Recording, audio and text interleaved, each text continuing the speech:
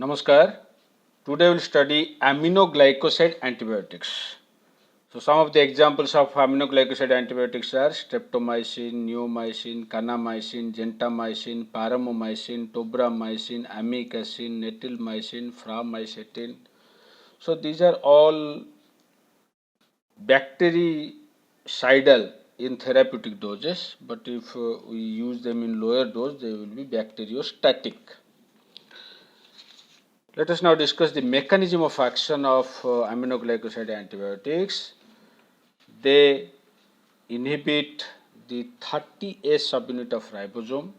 So, as we know, a bacterial ribosome is a 70S ribosomal complex, which consists of the smaller subunit 30S and the larger subunit 50S.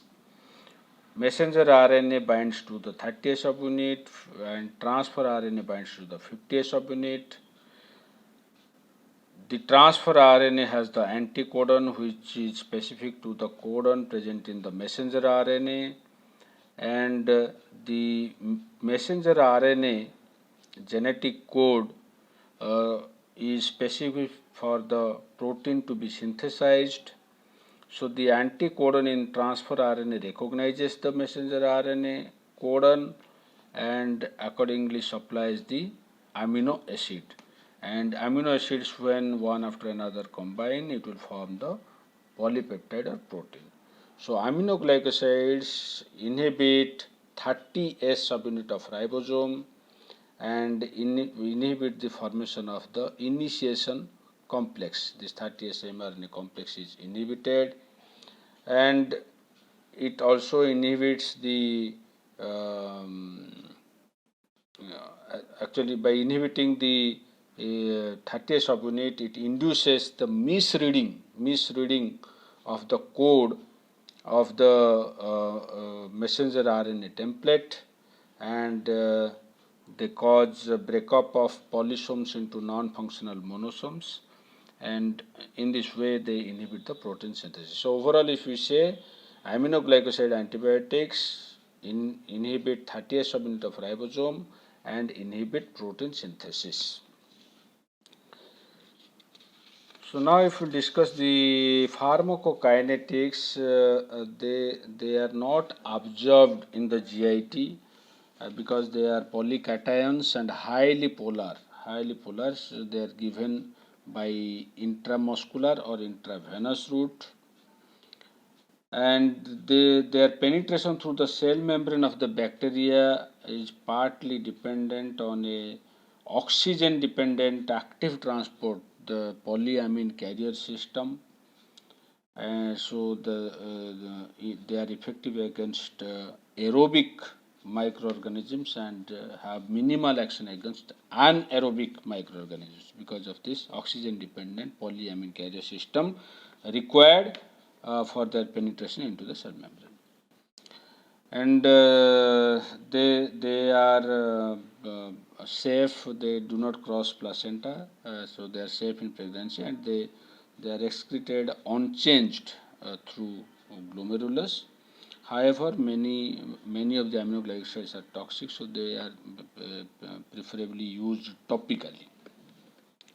So it is a broad spectrum antibiotic and used against mycobacteria, gram positive bacteria and gram negative bacteria. It is widely used against the enteric bacteria, and it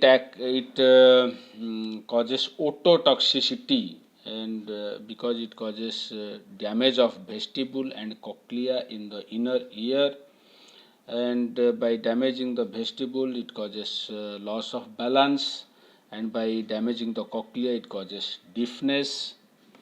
Then another major side effect of aminoglycosides is the nephrotoxicity. It damages the kidney, and there is also neuromuscular blockade. However, it is rare. So the major side effects of aminoglycosides is ototoxicity and nephrotoxicity. Now let us discuss some of the drug interactions with aminoglycoside antibiotics. with beta-lactam antibiotics, they show synergistic action because beta-lactam antibiotics, as we know, inhibit the cell wall synthesis. So they increase the permeability of aminoglycoside antibiotics like streptomycin. So combination of these two will show synergistic action, that is 1 plus 1 is greater than 2. The net action will be more than their individual actions. Then, as we have discussed, aminoglycosides require a polyamine carrier, and chloramphenicol inhibits that polyamine carrier. So, if aminoglycoside antibiotics and chloramphenicol are combined together, taken simultaneously, then chloramphenicol will inhibit the polyamine carrier system, and that's why it will antagonize the action of aminoglycosides. The bactericidal action of aminoglycosides will be antagonized. Then if we take a neuromuscular blocker along with aminoglycosides, then there will be increased neuromuscular blockade because aminoglycosides also block the neuromuscular transmission. So they are the neuromuscular, the side effect, they have the side effect of neuromuscular blockade. So there will be increased neuromuscular blockade if taken along with neuromuscular blockers. Then aminoglycosides, if taken with drugs which are nephrotoxic like loop diuretics, vancomycin, amphotericin B, the antifungal drug, the vancomycin, the glycopeptide antibiotic, then there will be increased nephrotoxicity. So this is all about aminoglycoside antibiotics. Thank you.